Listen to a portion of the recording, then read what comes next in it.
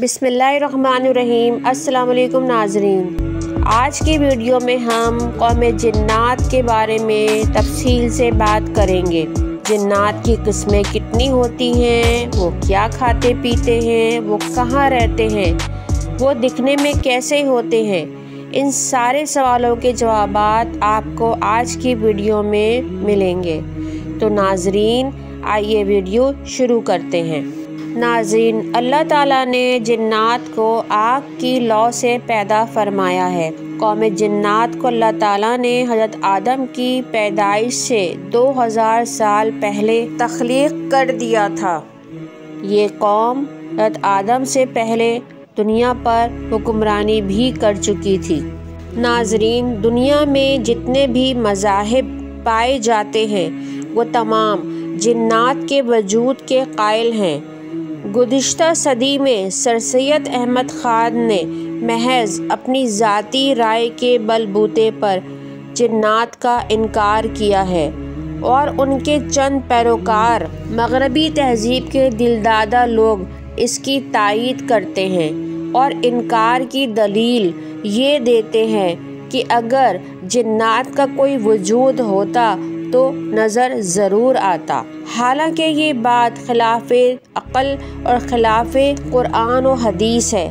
قرآن پاک میں جنات اور شیاطین کا تقریباً 128 مرتبہ ذکر آیا ہے، جو جنات اور شیاطین کے وجود کی قطعی اور پختہ دلیل ہے۔ لہٰذا اہل اسلام کے سامنے قرآن پاک کی گواہی کے بعد انکار کی کوئی گنجائش باقی نہیں رہتی۔ جیسا کہ سورۃ الحجر آیت 27 میں اللہ تعالیٰ فرماتا ہے، ہم نے جنات کو خلقت انسانی سے پہلے آگ سے پیدا کیا ہے۔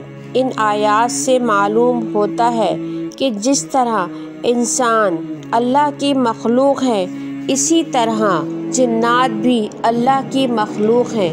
ان دونوں کو اللہ تعالیٰ نے اپنی عبادت کے لیے پیدا کیا ہے، اور روز محشر ان دونوں کا حساب کتاب ہوگا۔ حضرت ابن عباس رضی اللہ تعالیٰ عنہ فرماتے ہیں، جب اللہ تعالیٰ نے ابو الجنات سموم کو آگ کے شعلے سے پیدا فرمایا تو کہا، اگر تمہاری کوئی تمنا ہے تو کہو۔ اس نے کہا، میری تمنا یہ ہے کہ ہم خود تو سب کو دیکھیں مگر ہمیں کوئی نہ دیکھ پائے، اور ہم زمین میں چھپ سکیں، اور ہمارا بوڑھا بھی جوان ہو کر فوت ہوا کرے۔ تو اس کی یہ خواہش پوری کی گئی، اسی لیے وہ خود تو دیکھتے ہیں لیکن ہمیں نظر نہیں آتے، اور جب مرتے ہیں تو زمین میں غائب ہو جاتے ہیں۔ ان کا بوڑھا بھی جوان ہو کر فوت ہوتا ہے۔ ناظرین، جن کے لفظی معنی کسی چیز کو حواس سے پوشیدہ کرنے کے ہیں، جس طرح انسانوں کی تخلیق مٹی سے ہوئی، اسی طرح جنوں کی تخلیق بغیر دھوئیں والی آگ سے ہوئی۔ وہ انسانوں کی طرح کھاتے پیتے بھی ہیں، ان پر اسی طرح موت بھی طاری ہوتی ہے، مگر یہ سب انسانی نظروں سے اوجھل ہوتا ہے۔ وہ اگر چاہتے ہیں تو اپنی مرضی سے انسانوں کے سامنے زیادہ تر حیوانوں کے روپ میں ظاہر ہوتے ہیں۔ ناظرین، خالق کائنات نے اپنی پاک و برتر کتاب قرآن مجید میں جن و انس دونوں گروہوں کو متوازی لیا ہے۔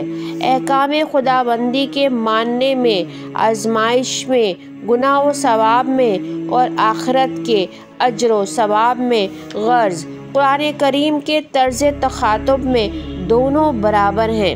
جیسا کہ سورہ الذاریات آیت 57 میں اللہ تعالیٰ فرماتا ہے، اور میں نے جن و انس کو پیدا نہیں کیا مگر اس غرض سے کہ وہ میری عبادت کریں۔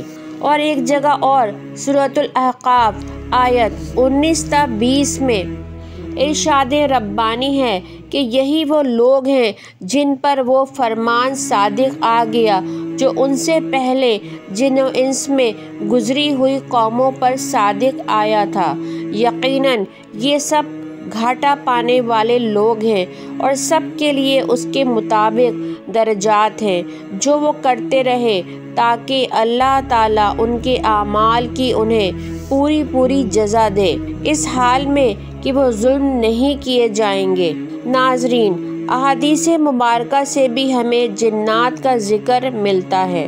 صحیح مسلم حدیث نمبر 1007 میں حضرت عامر رضی اللہ عنہ سے روایت ہے، ہم ایک رات رسول اللہ صلی اللہ علیہ وآلہ وسلم کے ساتھ تھے کہ ہم نے آپ صلی اللہ علیہ وآلہ وسلم کو موجود نہ پایا۔ ہم نے آپ صلی اللہ علیہ وآلہ وسلم کو وادیوں اور گھاٹیوں میں تلاش کیا مگر آپ صلی اللہ علیہ وآلہ وسلم نہ ملے۔ ہمیں لگا آپ صلی اللہ علیہ وآلہ وسلم کو دھوکے سے شہید کر دیا گیا ہے۔ راوی کہتے ہیں وہ رات ہمارے لیے بدترین رات تھی۔ پھر جب صبح ہوئی تو ہم نے دیکھا آپ صلی اللہ علیہ وآلہ وسلم ہیرا پہاڑی کی طرف سے تشریف لا رہے ہیں۔ ہم نے عرض کیا، یا رسول اللہ صلی اللہ علیہ وآلہ وسلم، ہم نے آپ کو یہاں موجود نہ پا کر بہت تلاش کیا۔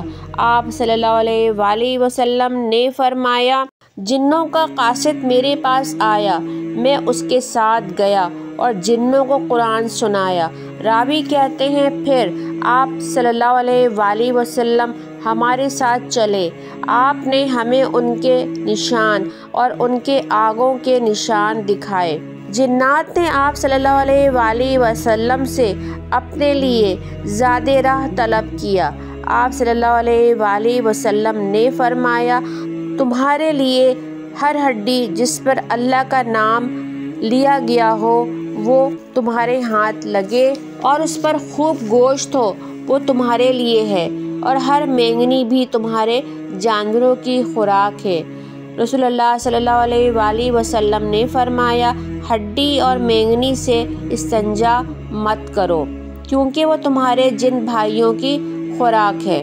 حضرت عبداللہ بن عمرو رضی اللہ عنہ فرماتے ہیں، اللہ تعالیٰ نے انسانوں اور جنات کو 10 حصوں میں تقسیم فرمایا ہے۔ ان میں 9 حصے جنات ہیں اور 1 حصہ انسان۔ جب انسان کا ایک بچہ پیدا ہوتا ہے تو جن کے 9 بچے پیدا ہوتے ہیں۔ جنات کے رہنے سہنے اور ان کے مکانات کا ذکر کیا جائے تو نجاست والے مقامات، گندگی کے ڈھیر، بیت الخلا اور حمام، ان سب جگہوں میں جنات رہتے ہیں۔ حضرت بلال بن حارث فرماتے ہیں، ہم حضور اکرم صلی اللہ علیہ وآلہ وسلم کے ساتھ سفر میں کسی جگہ اترے۔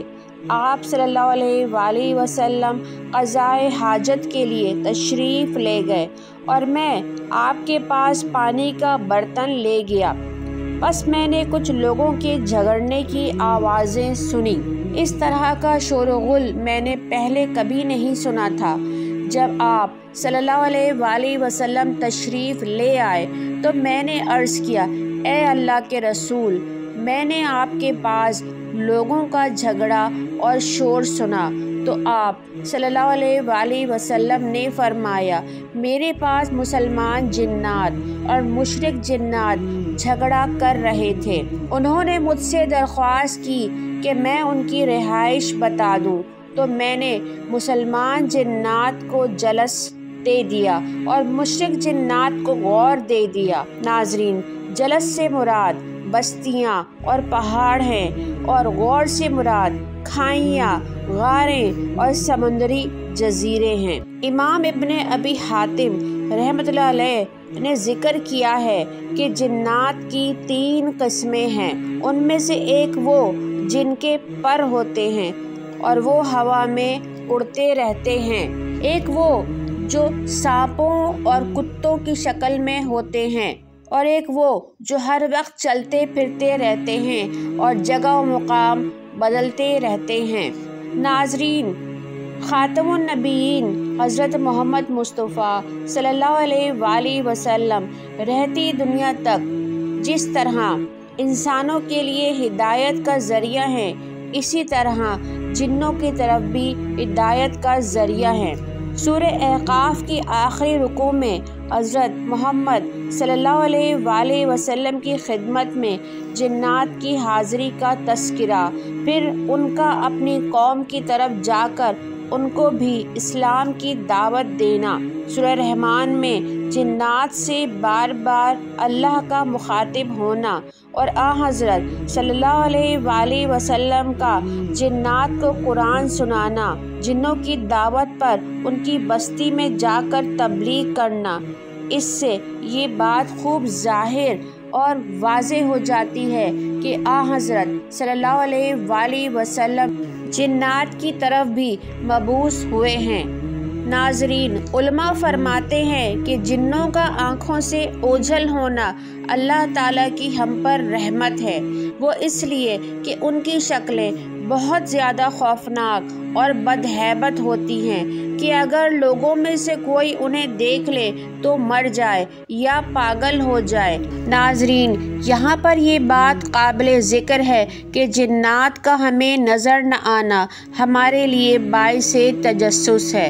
ہم خوف زدہ ہونے کے باوجود انہیں دیکھنا چاہتے ہیں، لیکن یہ ہماری مرضی کا دخل نہیں۔ جنات چاہیں تو ہم انہیں تبھی دیکھ سکتے ہیں۔ حضرت حارث محاسبی رحمۃ اللہ علیہ فرماتے ہیں کہ جو مومن جنات جنت میں داخل ہوں گے وہ جنتی انسانوں کو نہیں دیکھ سکیں گے، مگر جنتی انسان انہیں دیکھ سکیں گے۔ جنت میں دنیا سے الٹ معاملہ ہوگا۔ ناظرین، امید ہے کہ آپ کو یہ معلوماتی ویڈیو ضرور پسند آئی ہوگی۔ ویڈیو پسند آنے پر اسے لائک اور شیئر ضرور کریں۔ پھر سے ملتے ہیں انشاءاللہ ایک نئی اچھی ویڈیو کے ساتھ۔